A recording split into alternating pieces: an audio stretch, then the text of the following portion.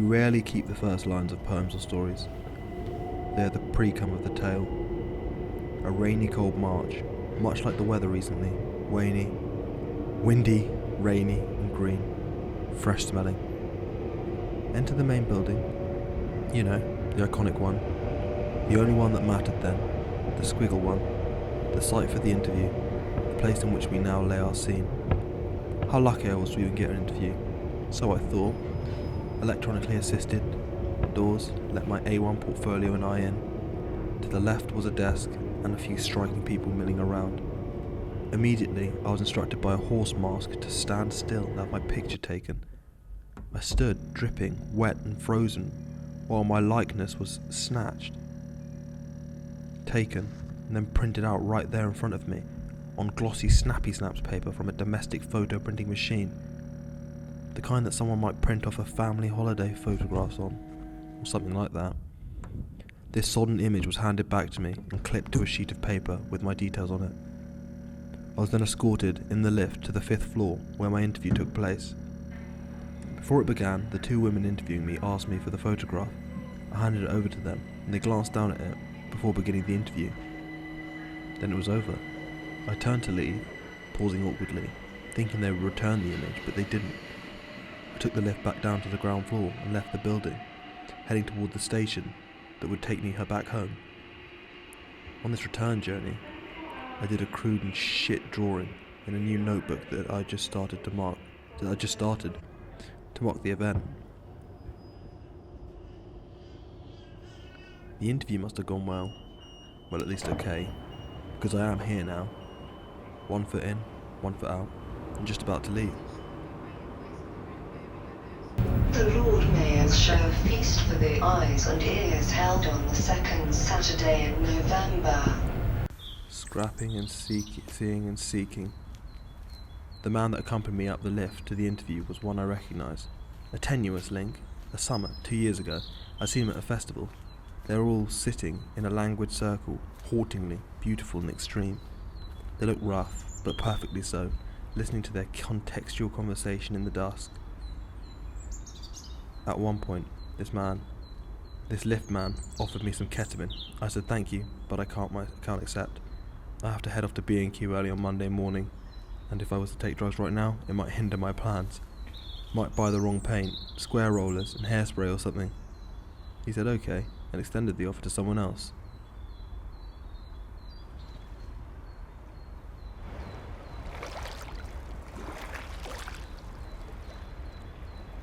What's the crux of your work? A question mark. That things aren't always what they seem. Questions around everything, never stop questioning.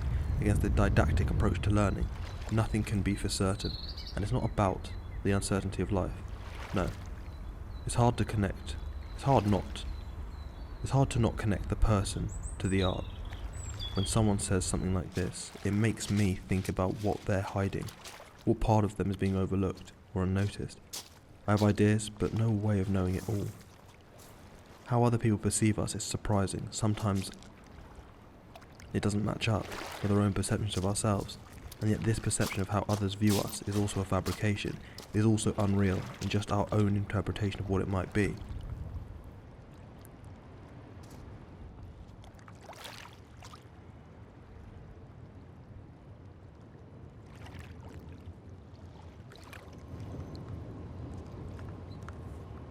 The leader of the course has his last tutorials. These are conversations that periodically take place. Some are compulsory, while others you are free to choose from a broad selection of practicing artists to talk to. I sign up, he arrives, and sits immediately in this comfortable green chair that I found in the basement of the building. He takes his mask off. He's 2 vaccines in. I follow suit. I explain to him what I plan on doing. This whole thing between the 2 buildings, showing a film and talking about institutions and passing through them, and finally coming to the now, well-trodden anecdote of having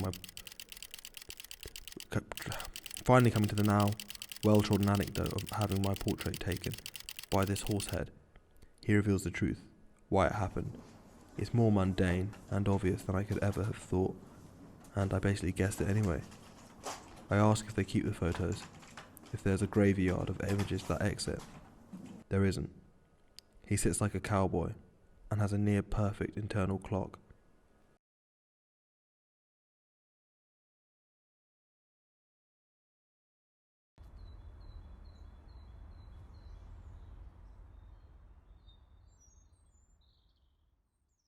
So, this piece is kind of based on this experience I had when I first came to Goldsmiths, and it was the day of my interview, so it's before I even got in, and I came into the main foyer of the main building, the Ben Pimlott building, and I had my big portfolio and it was really heavy, and I went in there into the reception area, and there was this guy, and he was behind the desk, and he was wearing all black and was wearing this rubber horse mask and completely obstructing his whole face. I never saw his actual face, and he said, "Okay, I'm going to take your picture now." And I was like, "Okay." He took my picture, and it was on this like really glossy paper, like kind of snappy snaps paper, and he printed it out on this like little domestic kind of photo printing machine, which is like almost something that they would use, that someone might use to like print out holiday pictures or something, or for like a photo album. Like, it wasn't legit, like it wasn't like it was a very domestic machine. It wasn't a kind of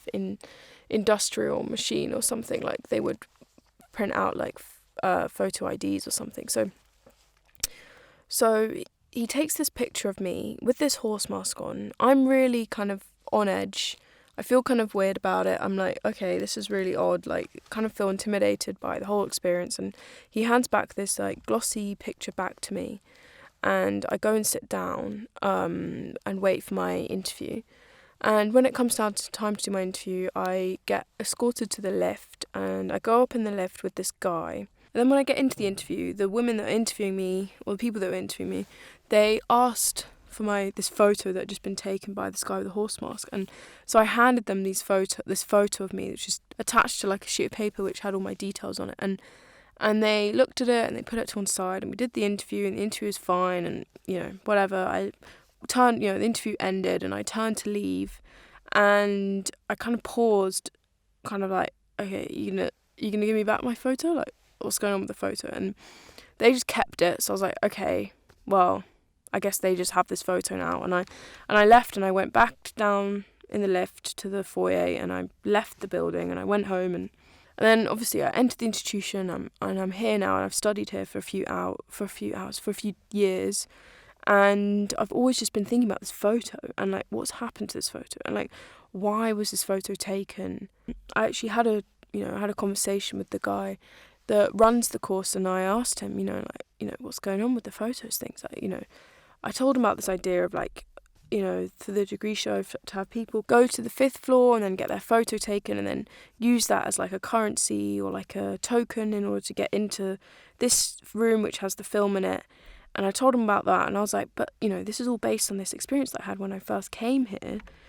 Why did they take our photos when we had the interviews? And the answer he gave was like, if you think about what it might be, like, it's literally that answer. Like, it's literally what the most boring, like kind of like obvious kind of answer that you can imagine. Like, it really wasn't anything out of the ordinary. They don't have, I asked them, like, do they have like a graveyard of like, of like all these old photos of people that never arrived? Like, do you have like a filing cabinet with all the photos in it? Like, can I see? Like, but it doesn't exist. They throw them away immediately after the day. Like, that photo is gone.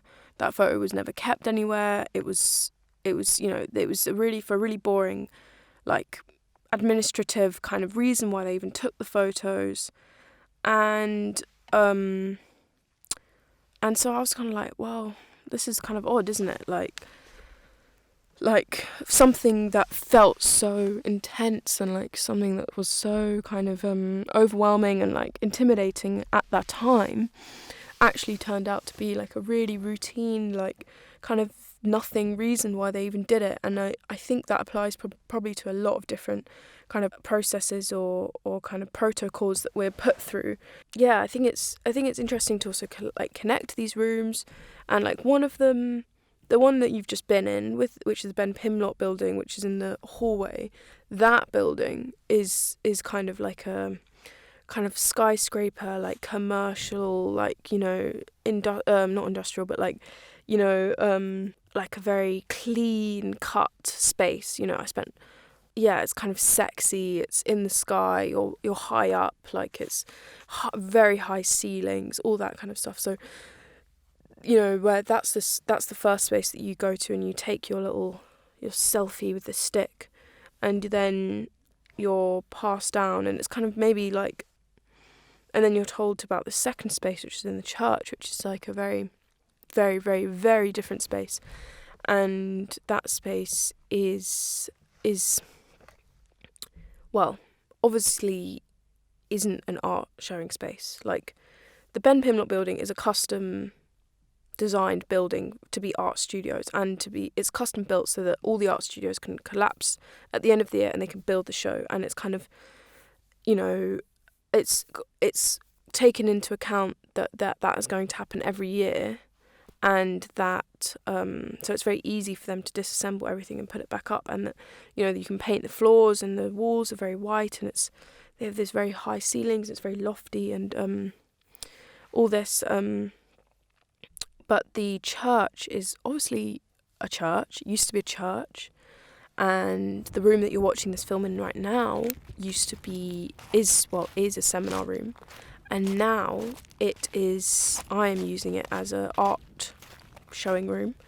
It's very hard to escape those previous lives it's had, those previous associations. You know, we've got the carpeted floors. Obviously, I cannot touch those. I can't put paint on them. I can't do anything to them. The walls, they've got all these pipes on them. Like, they're not hidden. Everything's exposed because the whole shell of the building is a church. You see that big window, whatever, maybe it's over there, is like, you know, it looks like a church window, like it's very ornate and beautiful, even though, you know, it's such a huge window, but this room is like really dark, and so it carries these really specific vibes. If you look down at the floor, you've got these like pinstriped carpet with you can see they've got like little pink kind of pinstripes on them, and those pink pinstripes, they actually match the chairs. That is not a decision I made. This was just how the room was. There's this idea that this furniture and the way that these chairs are kind of set out is to make you feel comfortable, at ease, or like this is an educational place.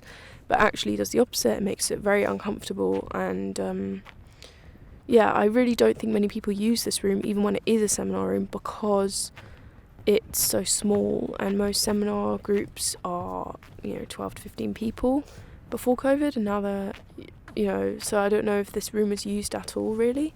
Let's also talk about the fact that the chairs have these little flaps, you know, for writing on, like the little like a mini desk that goes across the table.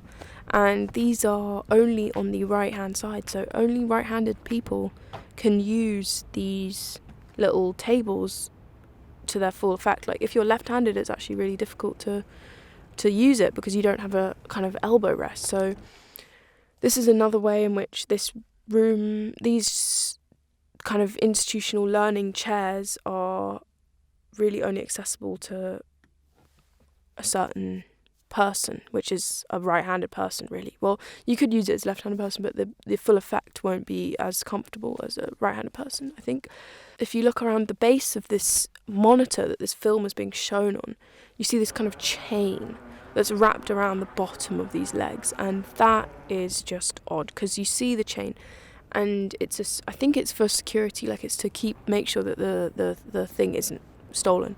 But it isn't attached to the wall, and there is a hook in the wall. You can see the hook, and the chain is meant to be attached to that hook with maybe a padlock or something, but it is not. And even if it was attached to the wall on that hook, you can see on the hook you could literally just get a drill and screw that hook out, and this whole massive monitor system, you could just roll that out.